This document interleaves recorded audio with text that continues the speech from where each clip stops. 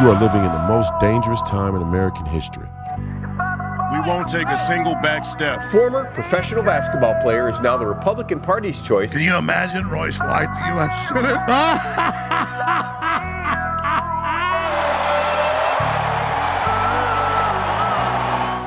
White won the endorsement on May 18th with 67% of the vote.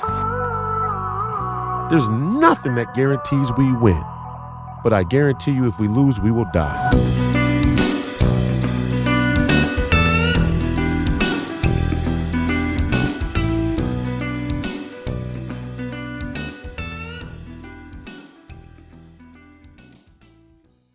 Welcome back to another episode of Please Call Me Crazy, brought to you by Free People Radio and powered by our favorite sponsor, TireGet.com. That's TireGet.com.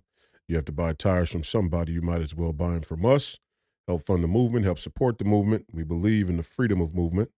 That's exactly what the establishment wants to take from you now. I'm your host, Royce White, here in the belly of the beast, Minneapolis, Minnesota. This is episode 280.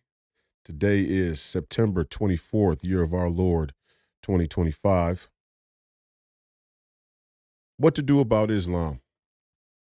That's what we're going to talk about on the show this evening. We skipped our usual reaction show because we got a bunch of reaction clips in the can that we're going to be kicking out over social media. And I think we might be doing that going forward, where instead of doing a reaction show, I'm going to record a bunch of individual reaction clips, and then kick them out online on social and whatnot, and end up doing just a regular Wednesday show. And I think that's going to be important anyway, because we got so many things popping up. I mean, there's almost too many issues to really tackle. I actually should probably go to a daily show if I was going to try and do everything that we needed to hit. And maybe I will. Maybe I do go to a daily podcast here in this run up to the election, to the 2026 midterms, because it's going to be maybe the most important election. Again, maybe the most important election in the short history of our nation. But today we're going to talk about Islam. What to do about Islam. We're in the belly of the beast, home to ILHAN, OMAR, and the rest of the radical left. Minneapolis was the first major U.S. city to pass a law in Minneapolis that had a call to prayer 5 times a day. City of Minneapolis, first major U.S. city to pass a local law, city ordinance for a call to prayer 5 times a day for Muslims. Now, you could say Ilhan Omar's influence got that law passed through, but it couldn't have been done without the rest of the white liberal and Democrat establishment here in the Twin Cities. It also couldn't have been done without the Republican Party basically abandoning the Minneapolis metro, Twin Cities metro area, including the city council itself. Remember, city council is more of a bipartisan election, although they end up not being bipartisan. But the Republican Party could definitely run people for Minneapolis city council, and we've abandoned the cities altogether. So what to do about Islam? I mean, I was online earlier and I said, and I've continued to say, that there's a certain amount of fear porn about Islam.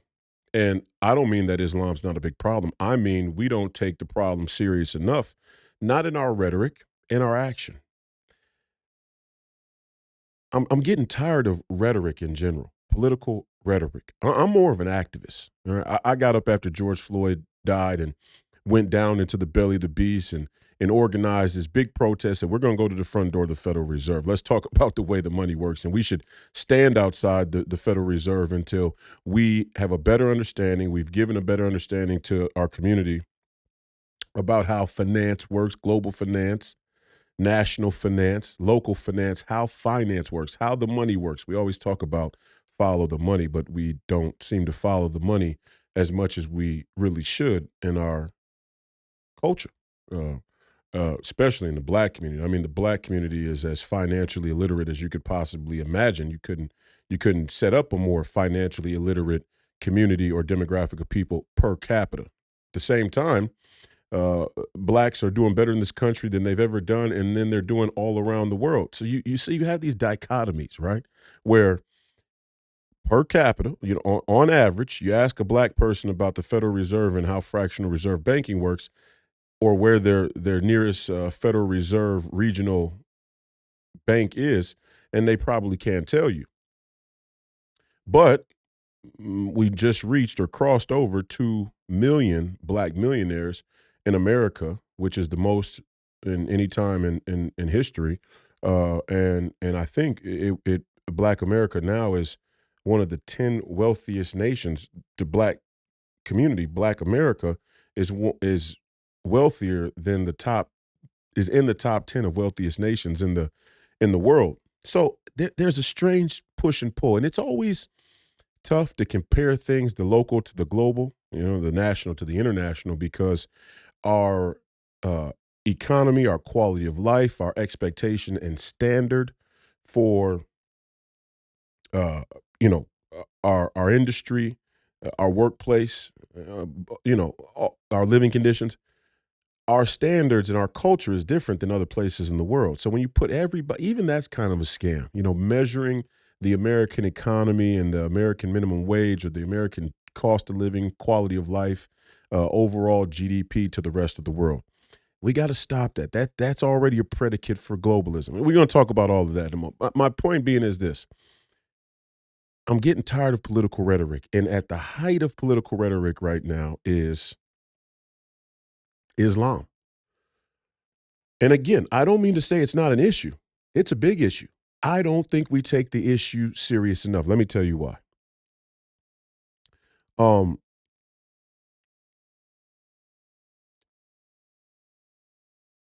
The Muslims are not monolithic. They're just not. They're not. If they were, and this narrative plays on the local level all the way to the global, right? We almost went to war there again in the Middle East with Iran, and we had people call for boots on the ground because the threat of Islam is so imminent, right? But then we saw that when push came to shove, not only did the Muslim nations not band together in an uprising against the West or Israel, they kind of played footsie. Right? They were kind of passive aggressive in the way that they went about it. Sure, they let off some rockets, Hezbollah and Hamas and Iran. They've all, popped off a few fireworks here and there. And I'm not trying to downplay the dangers of letting off any type of, ordinance. However, if you're going to attack American aircraft carriers, war vessels, and you really mean to inflict damage, you really mean to start a war and fight a war, you don't call ahead. You don't give a shit about the UN's decree about, how to engage in war or any of that type of thing. If you are going to acknowledge the sort of modern agreement about how warfare should be carried out, then you're not as radical as we say. You may be playing radical. It may be beneficial to play radical. It may pay well to play radical, but you're not as radical as we say. Also, if I'm going to launch a surprise nuclear attack on my national mortal enemy, my arch nemesis, if I'm going to launch a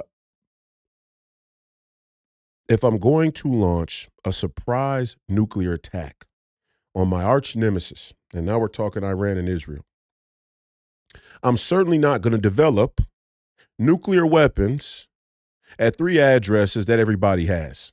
Ask yourself in the audience, if you were going to launch a surprise nuclear attack on your national mortal enemy, the people that you hate, at a visceral level, would you develop those nuclear weapons at locations everybody had the address to? The answer is obviously fuck no. Of course you wouldn't.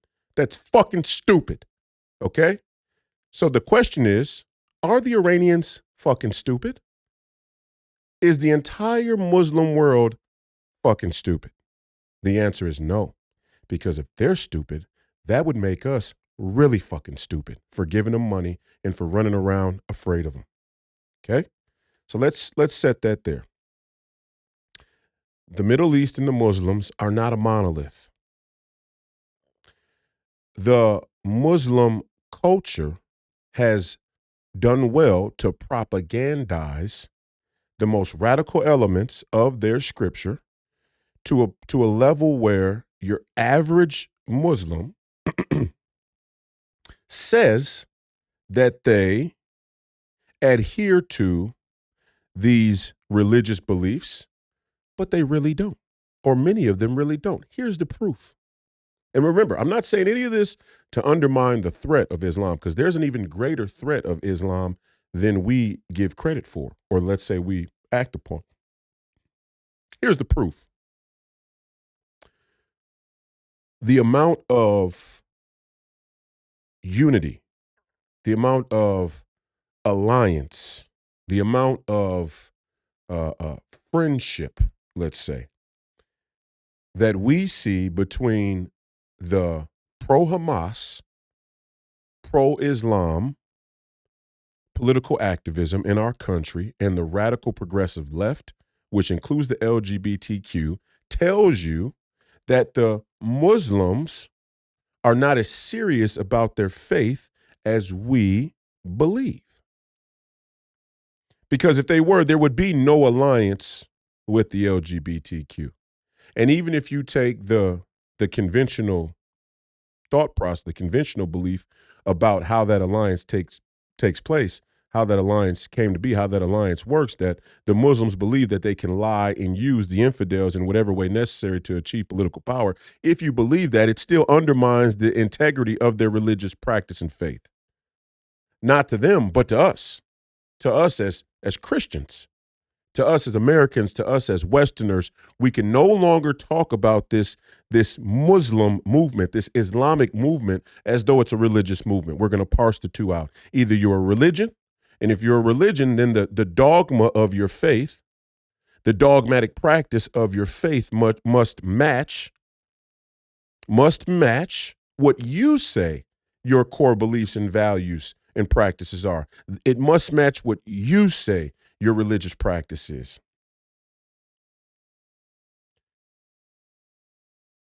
On the other side of that coin,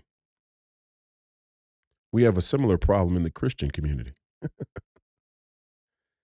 We have a bunch of Christians who find themselves in alliance with the LGBTQ movement, who find themselves opening up the churches and letting LGBTQ radicals take to the podium, take to the stage and preach from the altar.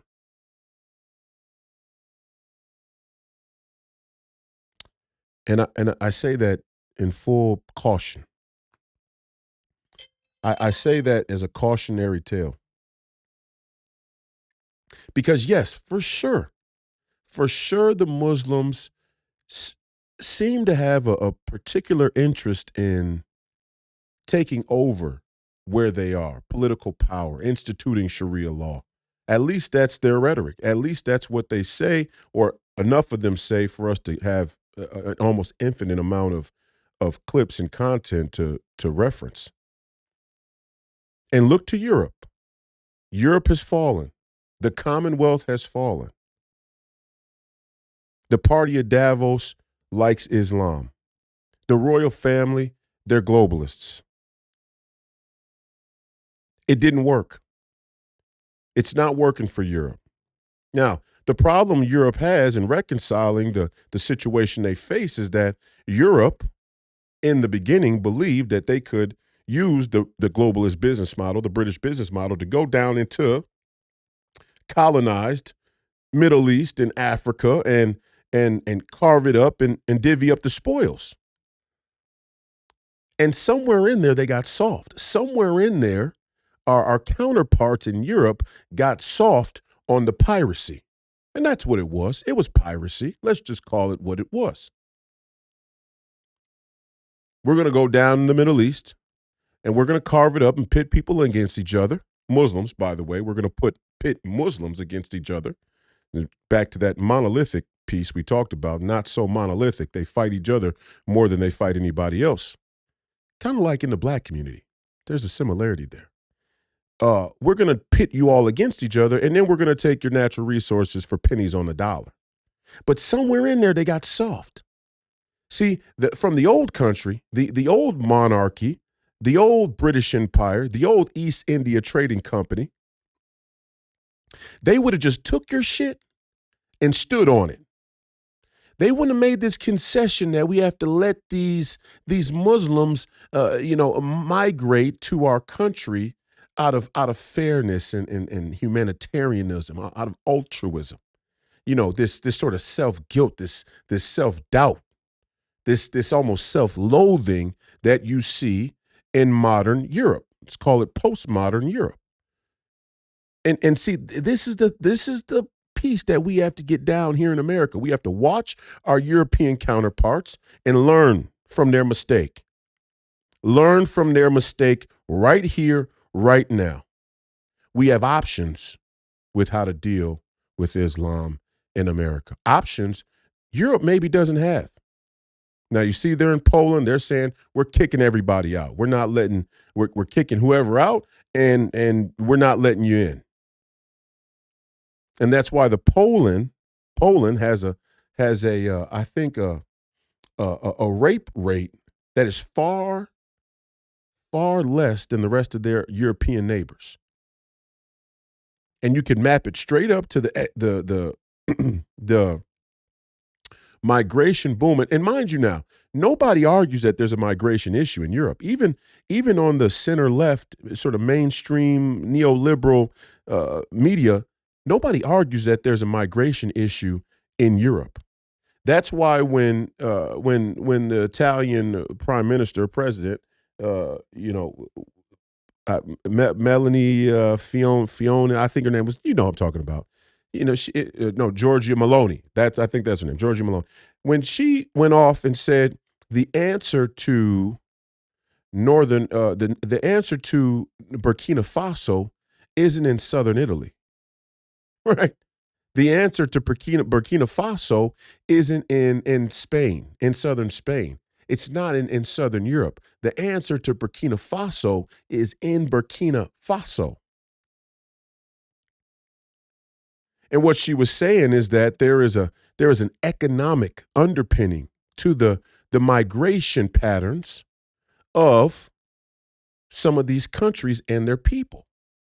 And that immigration pattern traces right back to the globalist business model that the MAGA movement is trying to fight against. But we have to take some accountability in it. And we have to show some balls and some courage and some backbone in it. And we have to make tough decisions. There's a tough decision in front of us. Can we just wholesale deport every Muslim in America? No. Stop the cap. We're not doing it. Number one, it wouldn't be American for us to do it. It would undermine what we say about freedom of religion and freedom of speech. Here's what we can do. All of the illegal Muslims that are in this country are going back home. Full stop. No question. You're illegal. You're Muslim. You're in this country. You're on your way back. Pack your shit. Any immigrant that talks about the subversion of this country in favor of Sharia law, pack your shit. You're going to fuck back. And there should be very, very stark penalties for American citizens. American citizens who talk about the subversion of this country in favor of Sharia law. We got options. There are things we can do. But all of the WWE top rope propaganda about Islam and Muslims is just fear porn. And here's the tale. The Muslims are outbreeding us. Why? Why? You have a wife. You have a girlfriend. You have a fiance. You have a significant other. You have a mistress. You have the tools. You have the capability. You have the same human body parts and reproductive system as the Muslims do. So why are they outbreeding you? Why have they been allowed to use breeding as a means of economic and political strategy to subvert us in this country? Why? We have to ask these questions of ourselves. Again, I'm not your father. I'm not a prophet. Let me be your uncle. Let me be your fitness coach. Let me be your basketball coach. Look within first. We diagnosed the problem. This team can shoot the three, okay? They can shoot it pretty well. We got to get up on them and pressure them. We have to change the way we're playing right here, right now, in the beginning of this fourth quarter, or we're going to find that the time runs out on this clock and we will have lost the game. And unlike basketball, unlike, high school sports or college sports or the professional sports, we don't get to go out and play for no consequences and enjoy a nice, luxurious off season at some beach resort and then come back the next year and try again. We don't have that luxury as a country. We have to solve this problem, and we have to solve it right now, but we have to be serious about it. And see, that's why it pisses me off to see us go over and shake hands with the royal family. Fuck the royal family.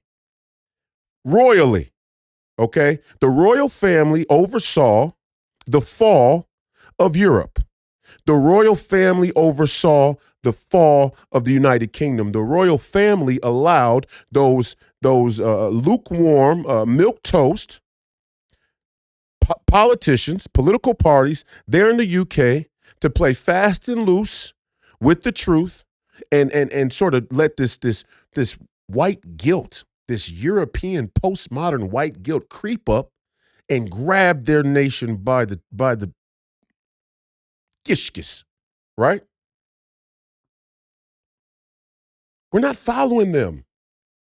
No, I don't even want to rub hands with you until you get your country in order, until you get your fucking continent in order.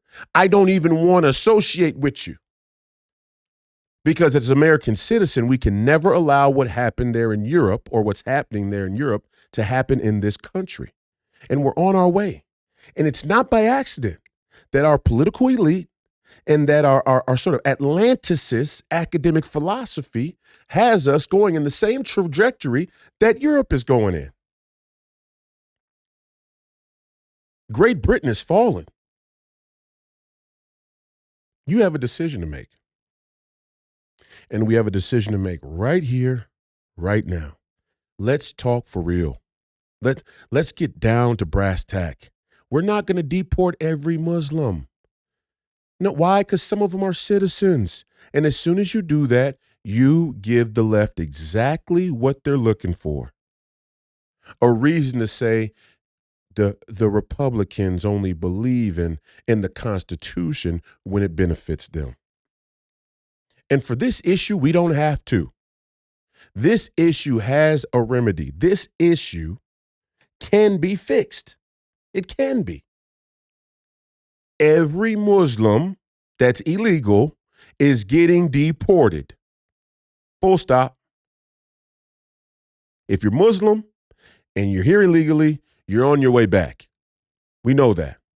If you're here on immigration status, if you immigrated to this country, if you immigrated to this country as a Muslim, I don't care what war-torn nation you came from, I don't care what refugee status you have or anything else, if you immigrated to this country and you're Muslim and we hear you talking that cultural subversion shit, you're packing your fucking bags and you're going the fuck back.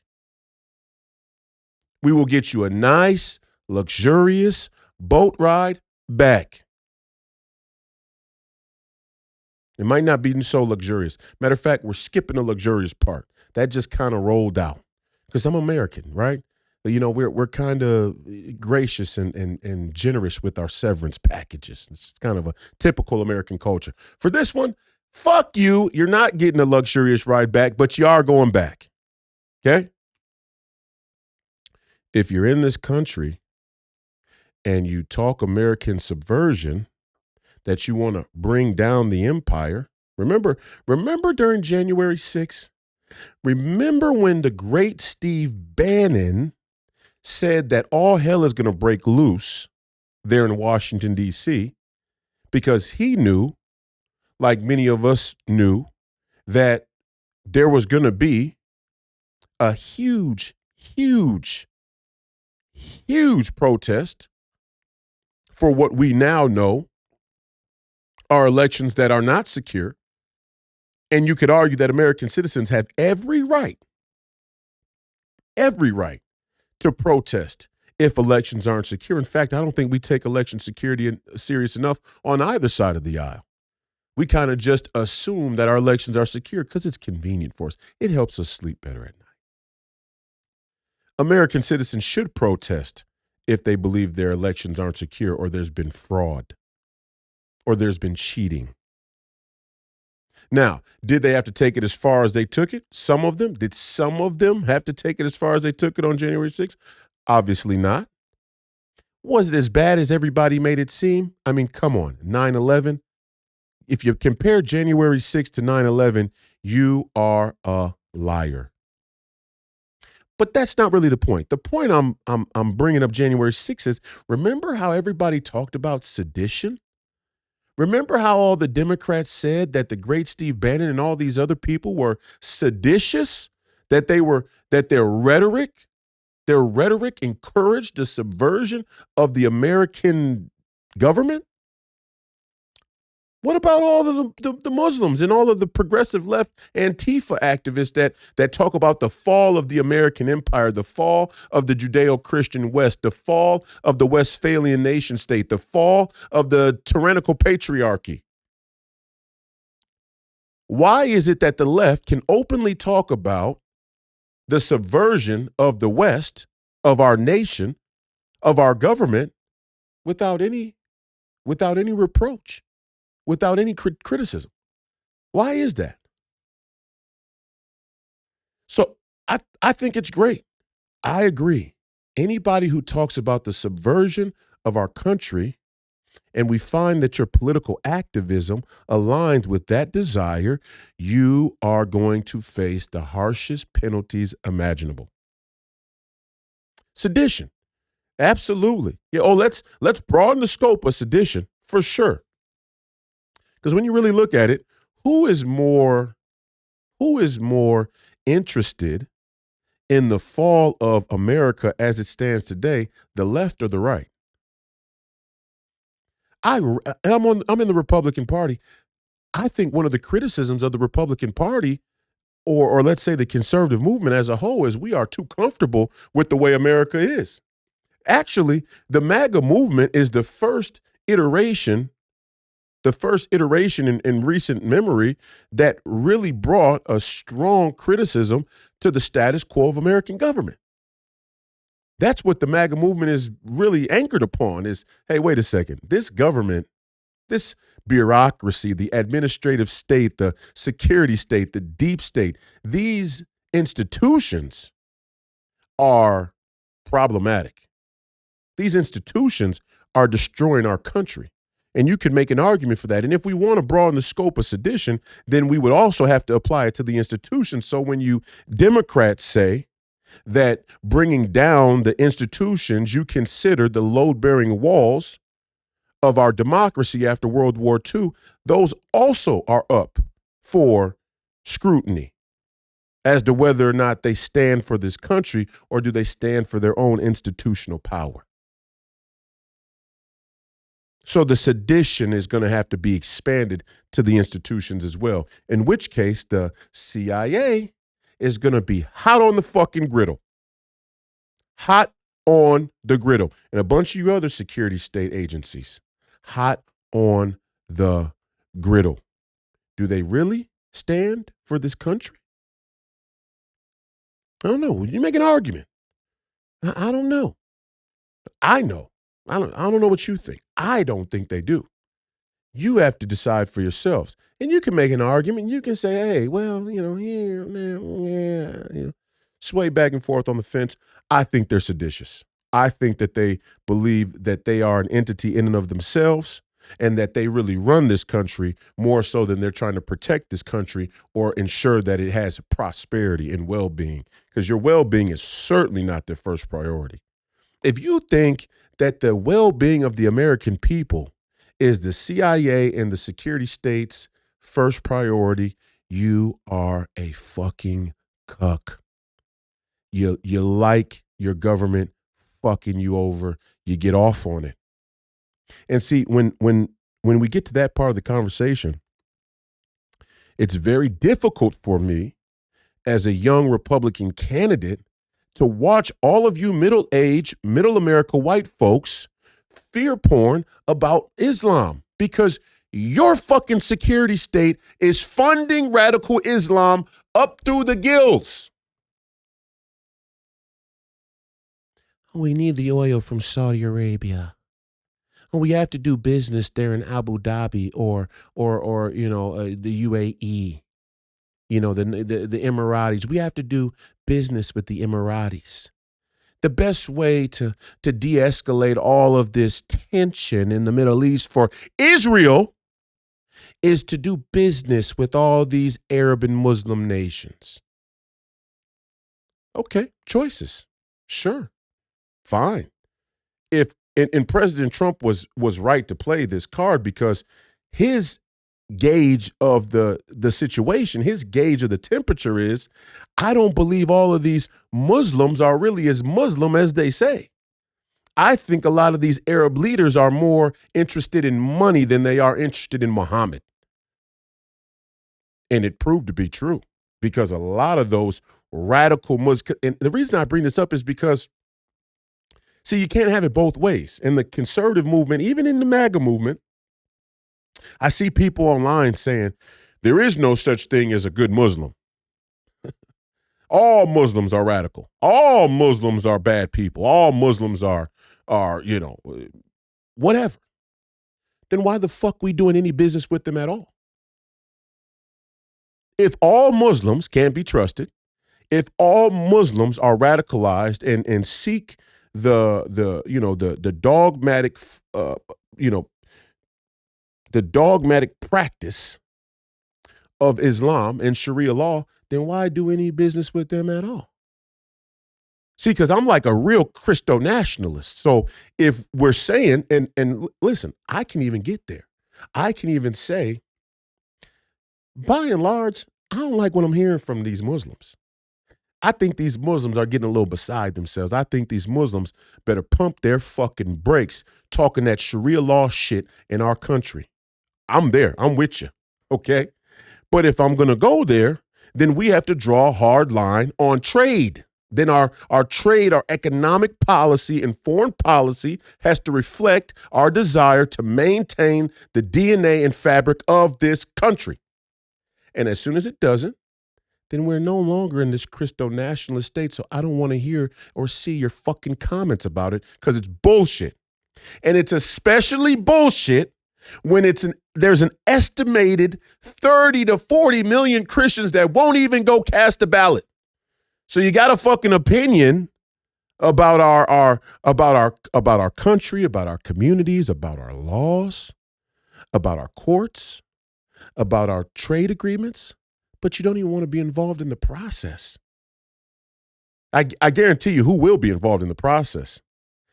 I guarantee you the Muslims are being counted. I guarantee you. I don't use profanity. Oh, it's not Christ-like. I guarantee you the Muslims are being counted.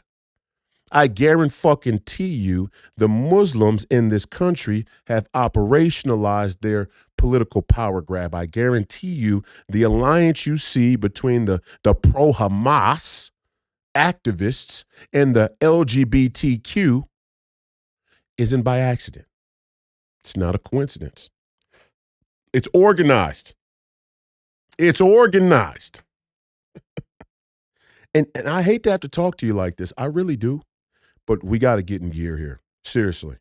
Us Christians, us nationalists, us populists, us MAGA patriots, us Catholics and Protestants, and everybody up and down and in between. We have to get ourselves in gear right now. Because I'm in the belly of the fucking beast. And I'll tell you a story that should make your fucking skin crawl about ILHAN OMAR. I tried to run against ILHAN OMAR in 22. Some of you are so detached from the political process, many people still message me and say, you're running against ILHAN Omar. It's 4 fucking years later. Pay attention. I'm running for Tina Smith's open seat. I'm not running down in Congressional District 5. The person who's running down in Congressional District 5, you don't even know their name, and that's not by accident. It's not by accident that ILHAN Omar's opponent, Dahlia, who's down there in CD5, you don't even know.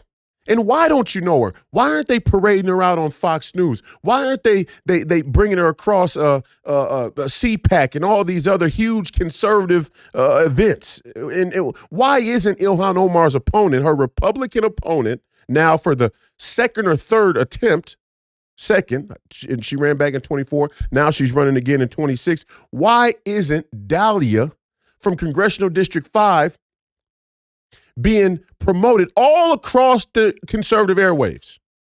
Number one, she's not entertaining enough. She's not captivating enough.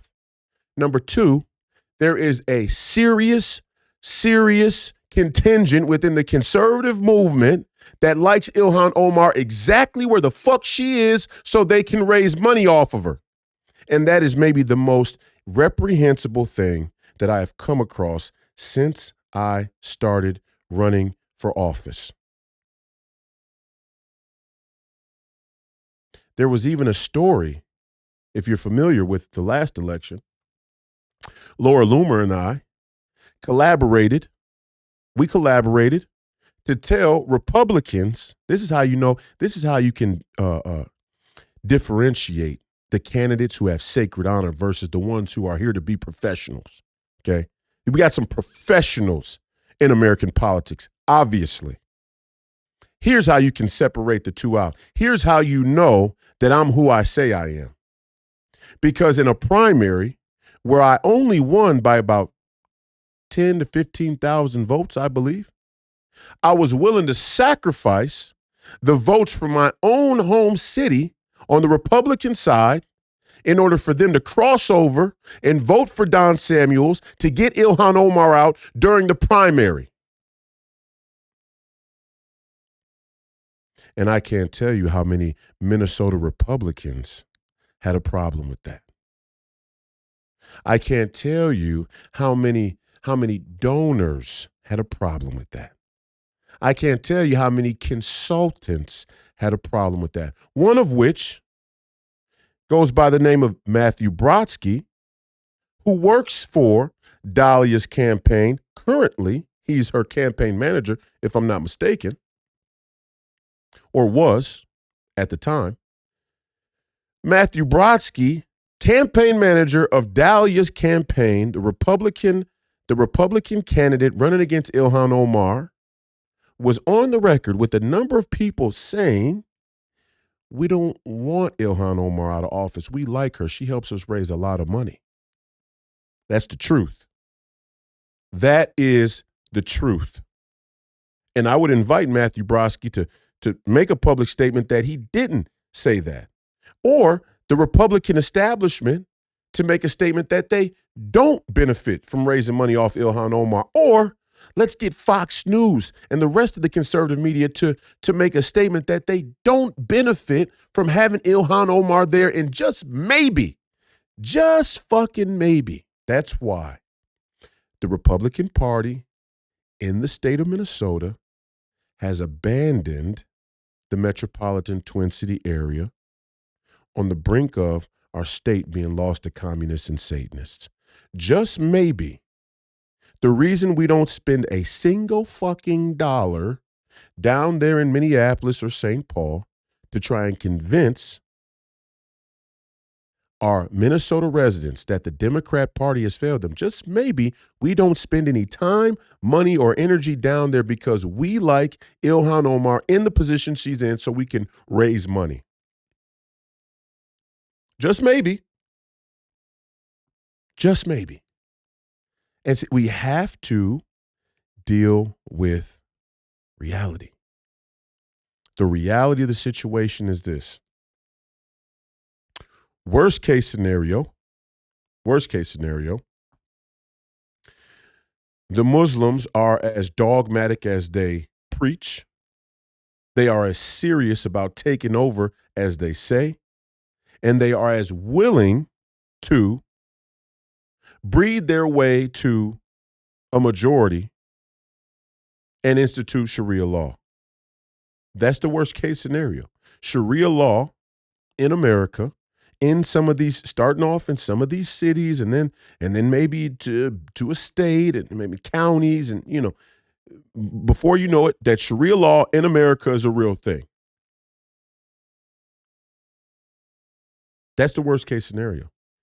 The next worst case scenario is that they are willing to align themselves with the progressive left for rhetoric's sake, for propaganda's sake, for hatred's sake, for their own false catharsis of Islamic allegiance, of allegiance to Muhammad.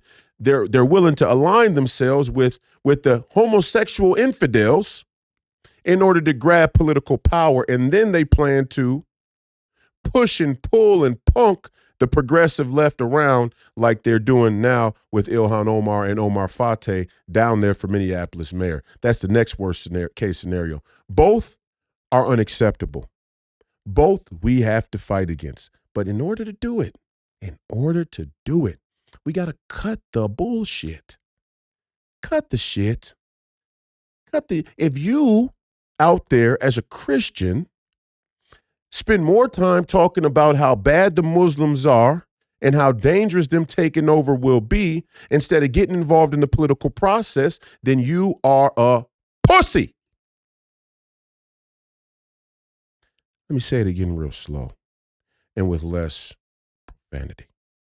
If you spend more time complaining about the Muslims and how dangerous Islam is or will be than you do getting involved in the political process as a Christian, then you are a coward.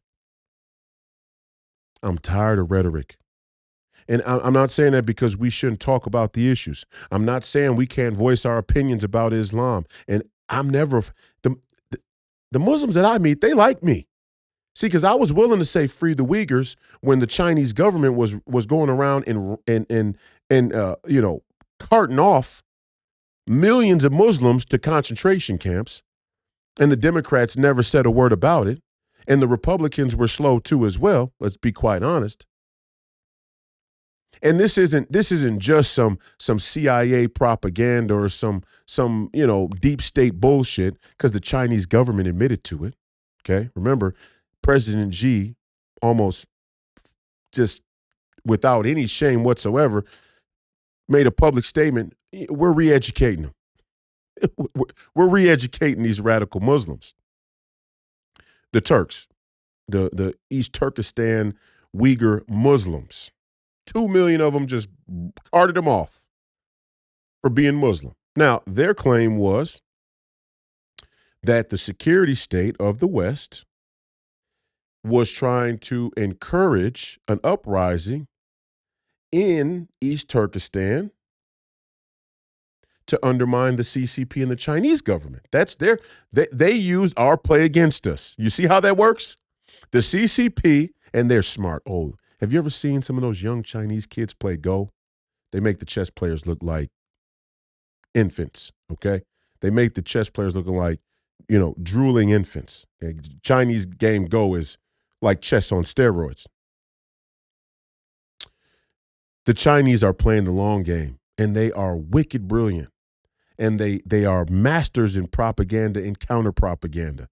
And the counter-propaganda they played on the Uyghur Muslims, they don't give a shit. They don't give a shit who's putting the Uyghurs up to it. First of all, I'm not even in agreement that the Uyghurs represent a radical terrorist regime of Muslims in East Turkestan. The Turks had been in East Turkestan for hundreds of years. They're Turks. I mean, the Turkish people who were Muslim in East Turkestan is their country. It's not China's. China took over East Turkestan, the same way they took over Tibet, the same way they took over Mongolia, the same way they're going to try and take over Taiwan and the rest of the Asian country, the rest of the countries there in Southeast Asia. They colonized East Turkestan. So the Muslims of East Turkestan aren't radical. They're just Muslims. They're East Turkestanian Muslims.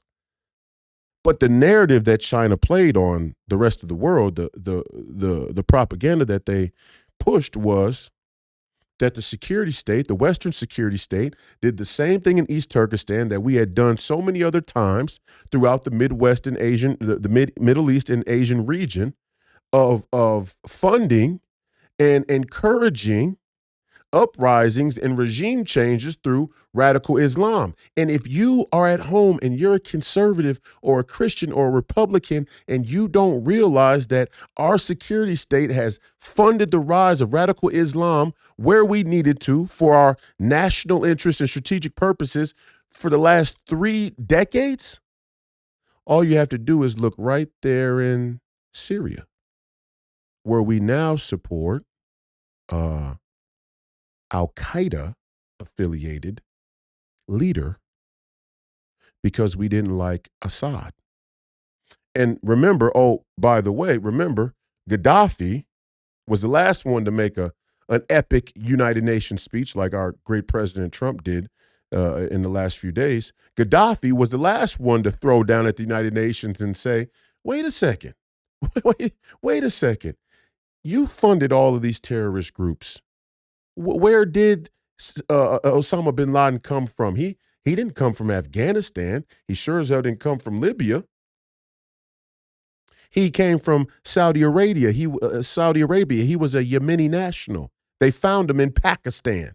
All 3 countries, okay, Saudi Arabia, Pakistan, countries that we have great relationships with. Our security state, our intelligence community has taken us for fools when it comes to the Muslim propaganda and its relationship or its the way that it syncs up with our foreign policy.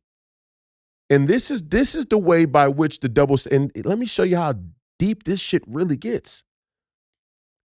Now, and I said this the other day, and I hope people understand what I mean. I've been called anti-Semitic more than any other United States Senate candidate in the history of our nation. And it's complete and utter bullshit. And they're using anti-Semitic in a ridiculous and inappropriate way. It's dishonorable. It's disgraceful to the Jewish people the way some of these power brokers are trying to use anti-Semitism to silence people who have more than reasonable questions about our relationship with any country, including Israel. But I'm seeing something now happen online.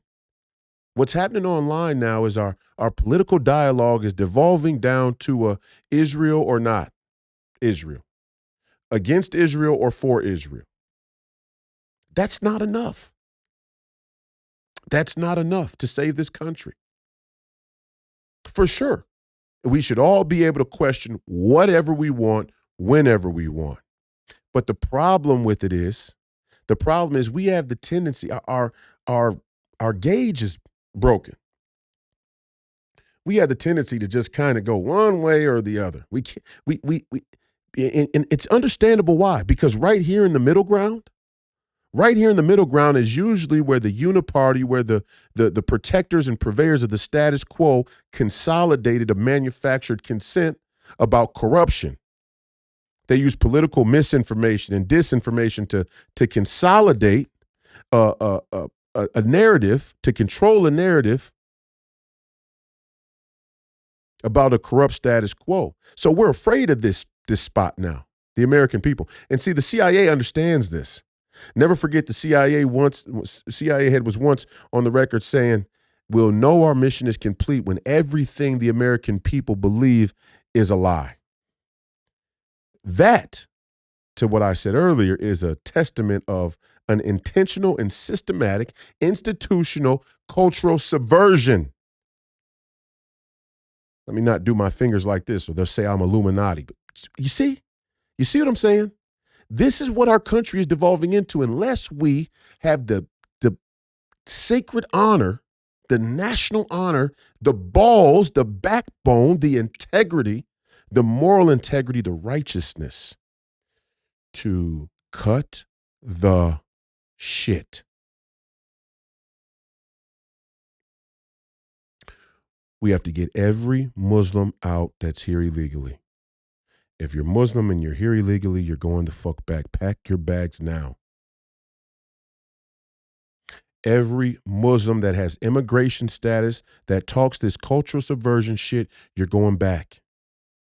And if you happen to be a citizen and you're Muslim and we hear you talking that subversion, seditious, Sharia law shit, you're going to receive harsh penalty.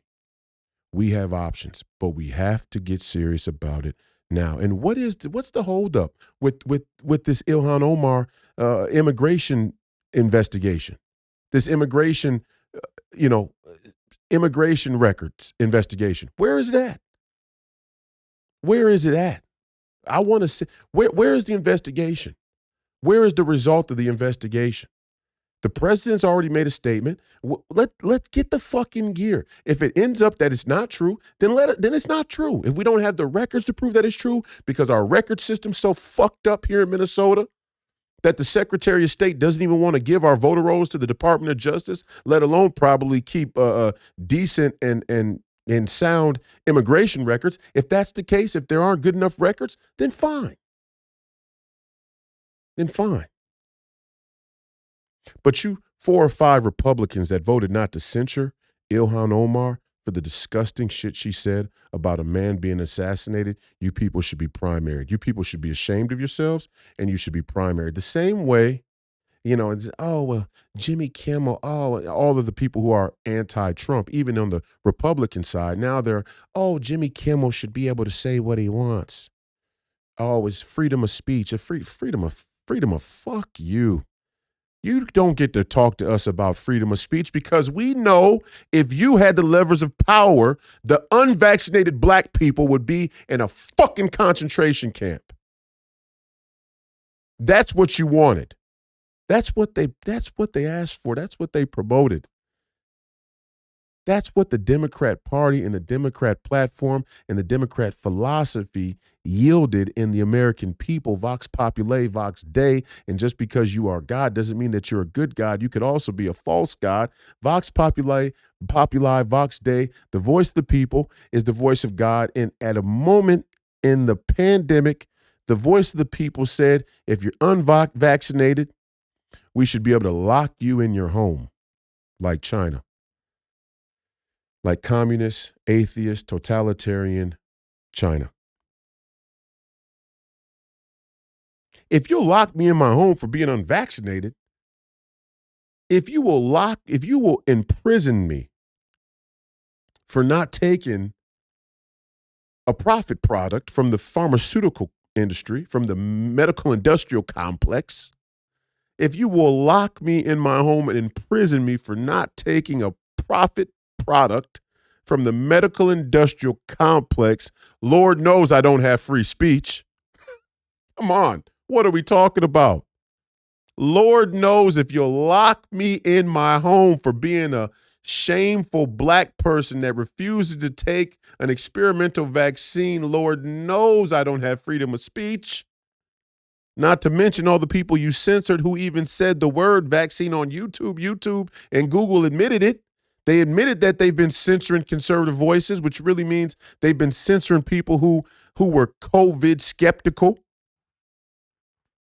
who talked about COVID and the vaccines. They're probably going to censor this. I've probably been shadow banned from the beginning because the first few episodes, bang, bang, bang, I'm hitting on the vaccine like nobody's business. So don't give me this sob story about Jimmy Kimmel's freedom of speech. And Don Lemon, don't tell me, he's a comedian, so he's now the comedians are a protected class. Were the comedians protected class when Dave Chappelle went off about the LGBTQ?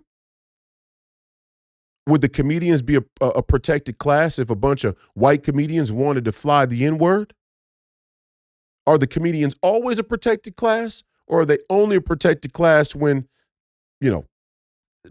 and I'm not even really saying Jimmy Kimmel's a comedian because he's a late night show host and they try to be funny, but it's not really that funny. So I'm not even giving him a comedian tag, but for argument's sake, are comedians a protected class all the time? Is comedy a space for free speech all the time, or only when it suits the Democrat Party and the liberal agenda?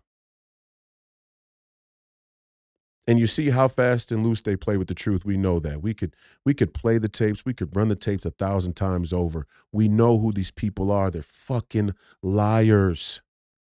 They're liars. They say one thing today, they'll say the exact opposite thing tomorrow because they believe the people who vote for them are stupid enough to buy it. That's their political platform. Their political platform is to bastardize the intelligence of their constituents to a level, degrade their intellect to a level where they will follow them blindly no matter what. And that's an advantage. That is a serious political advantage. That's a serious strategic advantage to have a blind faith following. We don't follow President Trump in blind faith. As soon as they started talking about we're going to war in Iran, people said we better not be putting any boots on the ground. And you see the MAGA movement, many in the MAGA movement have serious criticism of President Trump's dealing with Israel and in that situation. And then with the vaccine. And now President Trump, like a true populist president, Vox Populi, Vox Dei, President Trump, in this week alone drops a hammer on Big Pharma with the autism announcement, with the announcement of the vaccine schedule, not pumping our babies full of vaccines all at once, but spreading them out and making sound decisions about which ones you even need and at what time. And then dropping a hammer on the United Nations. Two of the greatest enemies of the MAGA movement in 1 week. Big Pharma, the United Nations. Drop the hammer on them, and the liberals are losing it. They're losing it again. Oh, our president, this is an embarrassment. Yeah, no, because he's not a globalist scumbag like the rest of you. And we see it very clear. But the difference is the conservative movement, and I say that with a grain of salt. I really do. But the MAGA movement appreciates President Trump for who he is and what he stands for and what he does when he does it right, but we still criticize him when we see fit. And that's something that the left can't say. The left didn't criticize Joe Biden. The left tried to protect and lie for President Joe Biden as long as they possibly could until the bottom fell out of the entire apple cart. And then they threw him under the bus. And now there's a tour to throw Kamala Harris under the bus just in case she gets wise and thinks she wants to run again. Now they put a book out. They let her contradict herself. Now they're bringing her on the shows to let her talk her way out of the presidency again if she ever decided to run or any other office for that matter. Now this is the humiliation tour of Kamala Harris. They want you to think that they're doing it to her benefit. They probably have her believing they're doing it to her benefit. But the deep state, they're very intelligent. They are doing a humiliation ritual for Kamala Harris and letting her go out and sink herself with the stupid shit that she says. They're just winding her up, giving her the platform to hang herself. Oh, I'm sorry. I shouldn't say hang. I mean, that's racially motivated. No, they're giving her the rope to hang herself with. They are the Democrat Party. The liberal establishment, Rachel Maddow, she knows what Kamala Harris's weaknesses are, and she brought her up on the show anyway, because she knows that Kamala Harris will fail in grand fashion, and of course she did. I didn't pick Pete Buttigieg because he was gay. I did not choose Pete Buttigieg because he's gay. I'm just a black woman, and I had 107 days. And Pete Buttigieg being gay was a risk we couldn't take. But it wasn't because he's gay.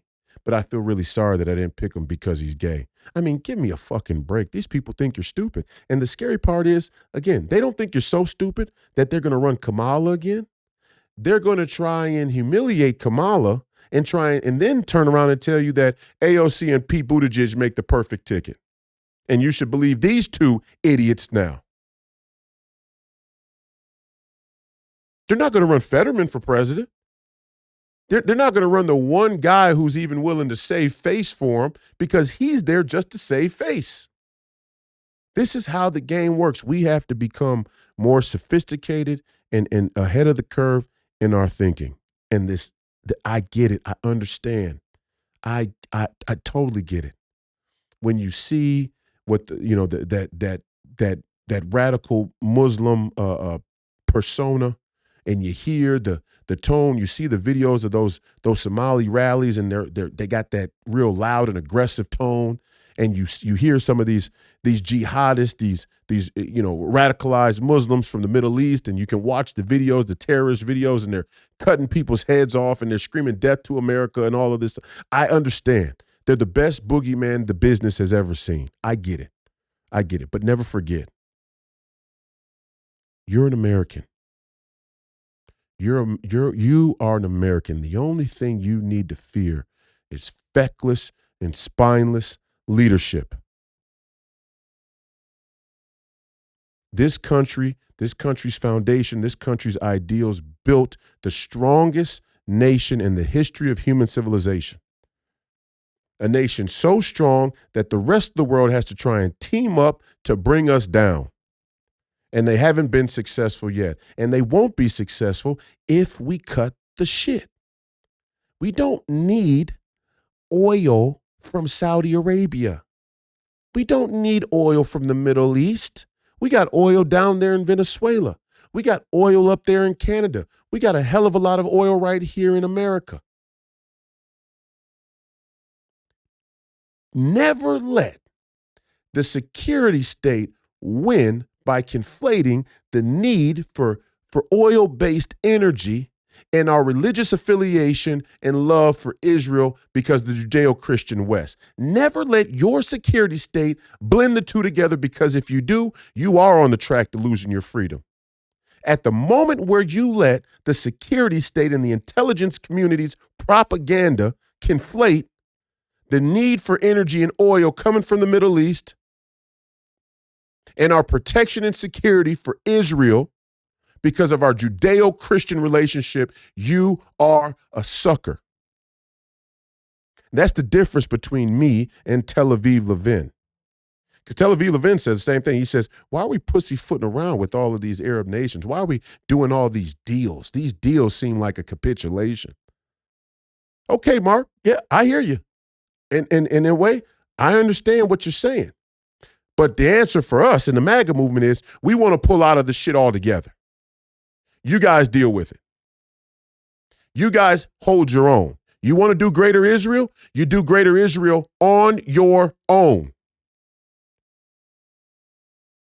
And God willing, you will succeed. God willing, you'll be victorious. And then maybe when you take over the entire oil-rich Middle East, when the Greater Israel project is successful and you take over the entire Middle East, maybe you can kick us back a few shekels for protecting you this whole time. Instead of sticking listening devices on our president's motorcade. Maybe when your Greater Israel project is successful, maybe you can kick us back a few shekels for carrying water for you this entire time. It's been another episode of Please Call Me Crazy, brought to you by Free People Radio, powered by our favorite sponsor, TireGet.com. It's TireGet.com. You have to buy tires from somebody, you might as well buy them from us. You need tires? TireGet.com. Order yourself some tires. We believe in the freedom of movement, and I guarantee that's exactly what the establishment wants to take from you now. I'm your host, Royce White, here in the belly of the beast, Minneapolis, Minnesota. It really is the belly of the beast. And it doesn't get any worse than ILHAN OMAR. But you gotta, in closing, ILHAN OMAR, Nazi. Her father was a nationalist, socialist, Somalian general that oversaw a military genocide throughout the Horn of Africa, and they celebrate it. They celebrate the war that was waged against Ethiopia and Somaliland. It's not a secret. They're proud of it. And they think, as most people think throughout history, to the victor goes the spoils. We won a war, and that's just the way it is. History is told by the victors. Okay, fine. But don't tell the MAGA movement that we're all Nazis, that we're all authoritarians, and we want to wage a genocide on black people here in America. No, we don't. No, we don't. ILHAN Omar's father was a part of a government that's responsible for way more murder of other black people than the MAGA movement could ever hope to be. You wouldn't even think of it. The MAGA movement isn't murderous. Is the MAGA movement, our conservatives, our Republicans, our black conservatives and Republicans and MAGA folks like myself tired of seeing young black men get on the internet in front of a camera and brag about their gang culture and how they how they think it's, I don't know, an achievement to shoot and kill as many other black people as they can? Yeah, we're fucking tired. That's bad for the country. It's bad for the country. It's bad for black America. It's bad for those young men individually. It's bad for the soul of our nation. It's bad. That's just a categorical fact. Who would argue it? Who would argue that what's going on in black America is a problem? ILHAN Omar would, right? But that tells you exactly who she is. Never forget. The people that we worked with there in Somalia in the 1990s that led to the refugee migration of all the Somalians that are now here in the Twin Cities started under Bill Clinton, was carried over through Bush, carried over through Obama, still exists today. And those people who came here are the same people who came here who we left in Afghanistan when we pulled out of Afghanistan in great disgrace. We left behind assets, security state assets, people that our government was working with, and we've continued to do that all across the world. And the whole point of the MAGA movement is rooted in our foreign policy, a shift, a change of our foreign policy. Foreign policy is at the beating heart of the MAGA movement. No more.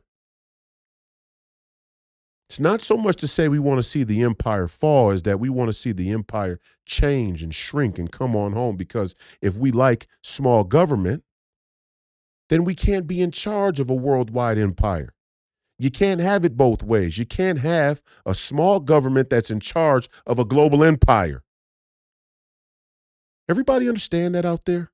You cannot have a small government that is in charge of a global empire.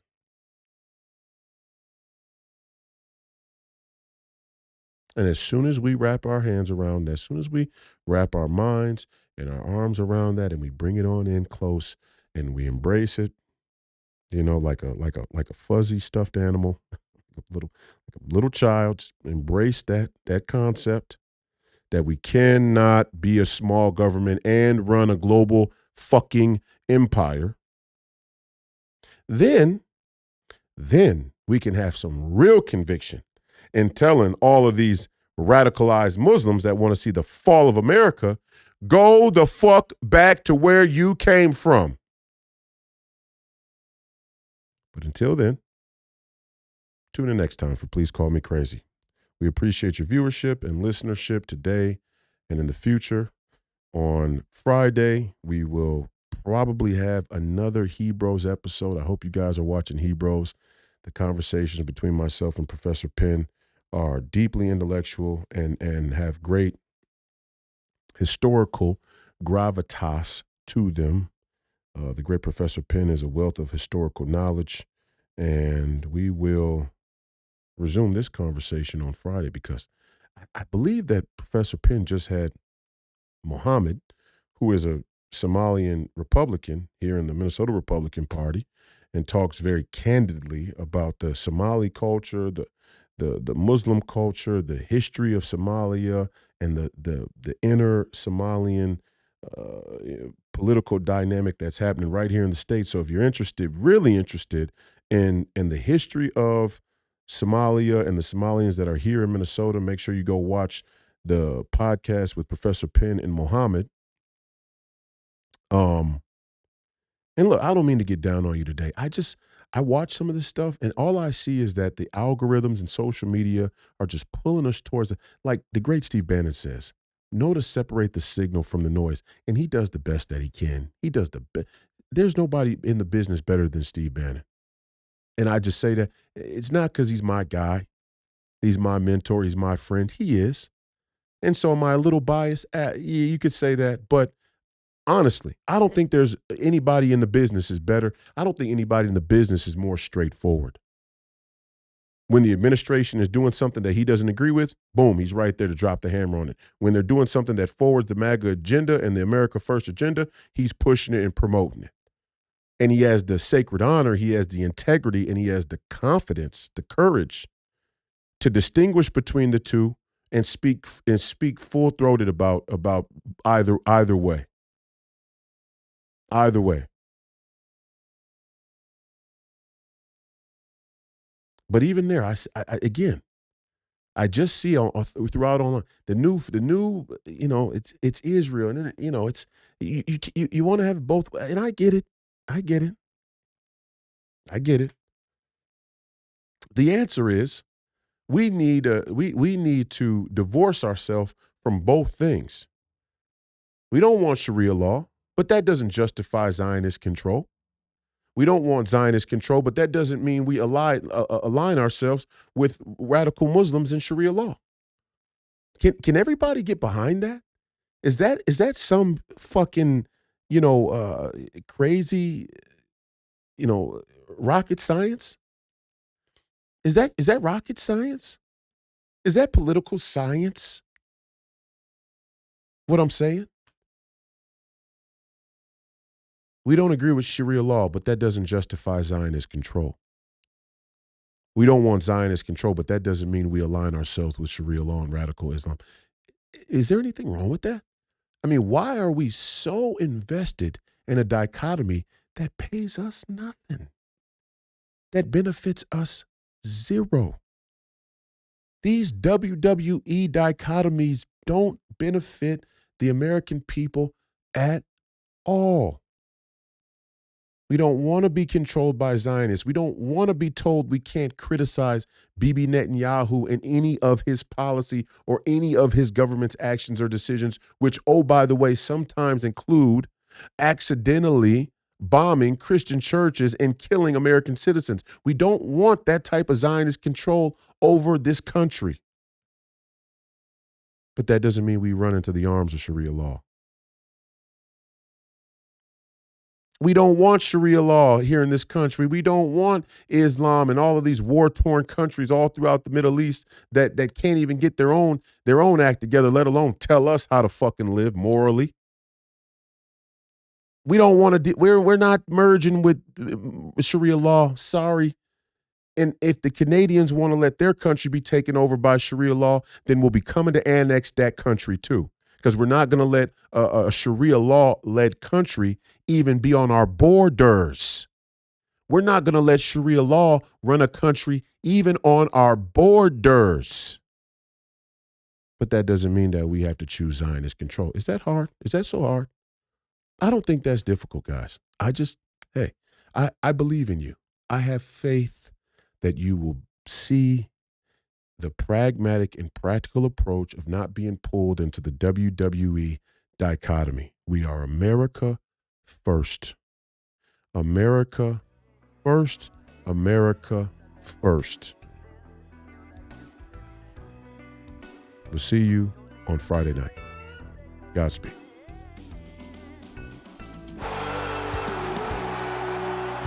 Everything's up on the bar. We're all in.